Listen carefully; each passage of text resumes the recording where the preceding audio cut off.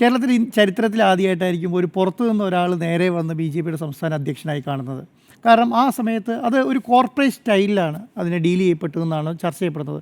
കാരണം കേരളത്തിലെ ബി.ജെ.പി നേതാക്കന്മാർക്ക് ബി.ജെ.പി ആ രീതിയിൽ കേരളത്തെ ബി.ജെ.പിനെ വളർത്താൻ കഴിഞ്ഞിട്ടില്ല. അതുകൊണ്ട് ഒരു കോർപ്പറേറ്റ് സംവിധാനത്തിൻ്റെ ഭാഗമായ ആൾ വന്ന് കൈകാര്യം ചെയ്താലേ വിജയിക്കാൻ കഴിയുള്ളൂ എന്നുള്ള ശൈലിയിൽ ഇതിനെ കൈകാര്യം ചെയ്ത് കൊണ്ടുവരാണ് കണ്ടത്. അപ്പം എന്താ ചെയ്യുന്നു, രാജീവ് ചന്ദ്രശേഖരൻ കർണാടക ബേസ് ചെയ്ത് നിന്ന ആളാണ്. അദ്ദേഹം കേരളയുടെ രാജ്യസഭ എം പി ആയിരുന്നു. അദ്ദേഹം കർണാടകയിലെ രാജ്യസഭ എം പി ആകുന്നത് എങ്ങനെയാണ്? 2006 കർണാടക രാജ്യസഭ എം പി ആകുന്ന പറഞ്ഞാൽ കർണാടകയിലെ എല്ലാ എം എൽ എമാരും അദ്ദേഹത്തിന് വേണ്ടി, അദ്ദേഹം ഒരു പാർട്ടിയുടെയും ഭാഗമല്ല, പക്ഷേ അദ്ദേഹം രാജ്യസഭ എം പി ആയി. എങ്ങനെയാണ്?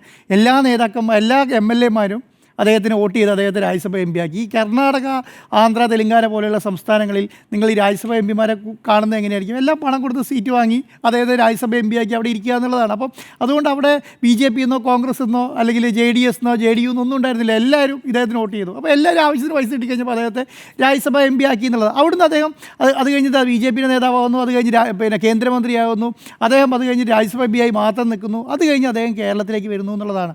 അപ്പം ഇവിടുത്തെ കേരളത്തിലെ ബി.ജെ.പി നേതാക്കന്മാർക്കും ബി.ജെ.പിയുടെ അണികൾക്കും അത് അത്ര ദഹിക്കണമെന്നില്ല. കാരണം എന്തുകൊണ്ടാണ്?